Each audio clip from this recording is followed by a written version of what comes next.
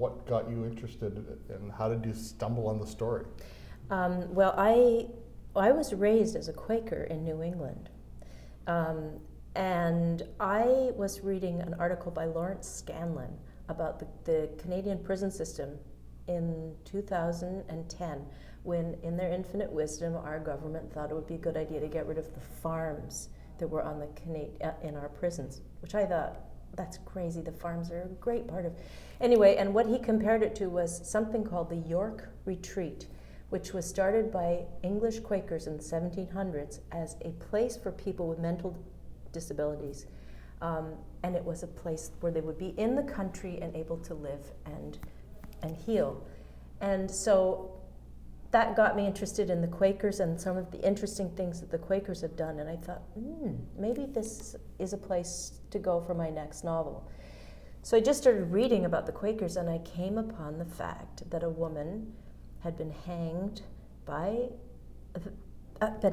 it simply said, in 1660, a Quaker woman was hanged in Boston by the Puritans. And I thought, what?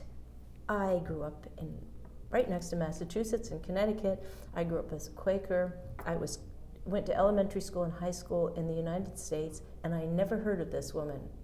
Why? Why hadn't I never heard of her? And secondly, what was her story?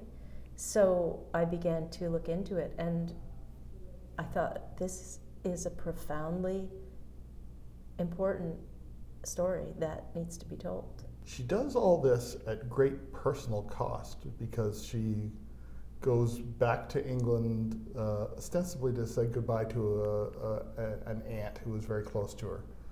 But then she meets Fox, becomes a Quaker, and then kind of picks up the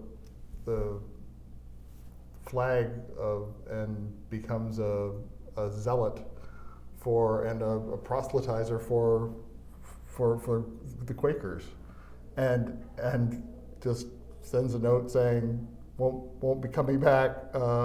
Don't hold supper for me, and is gone for years. When I first started researching Mary Dyer, there were some things about Mary that are very hard to like. And I think because of that, she has been a bit of a benighted figure in history. The first thing people say about her is, how could she have left 6 children for 5 years? That was one of the things I pondered, and I could carry on for at least half an hour on that topic, because it encompasses a lot of historical facts about people's relationships to their children in those years.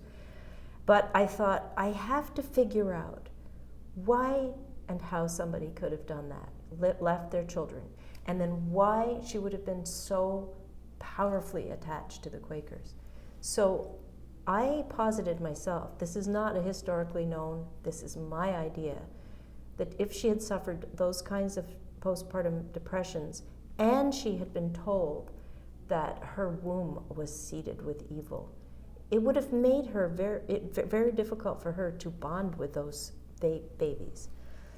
And the other thing that is framed within historical accuracy is that the early Quakers believed that the apostles, the first people who followed Christ,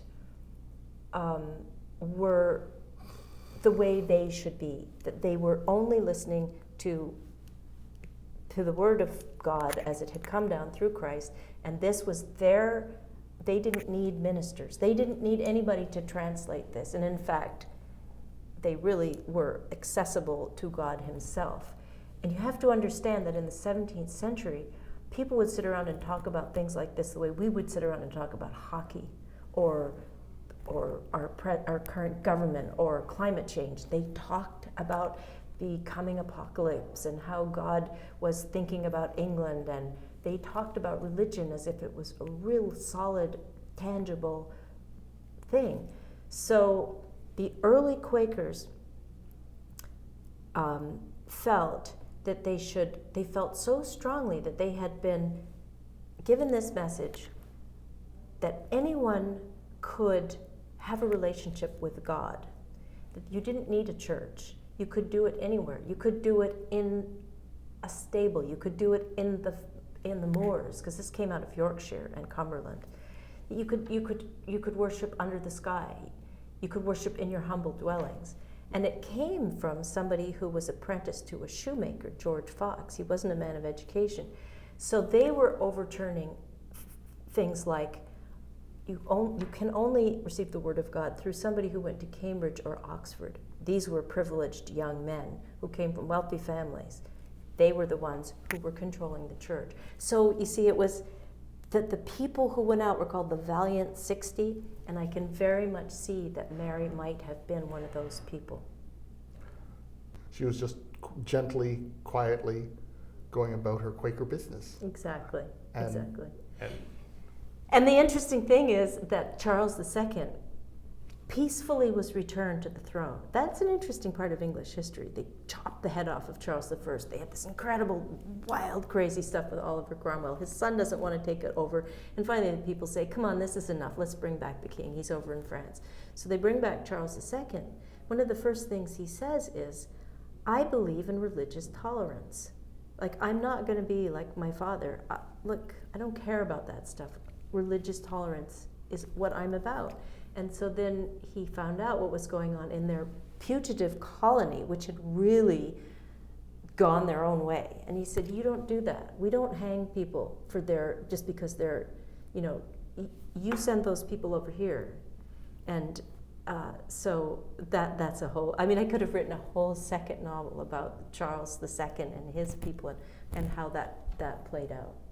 the book is A Measure of Light. It's a novel. I've been speaking with the author, Beth Powning, and A Measure of Light is published by Knopf Canada.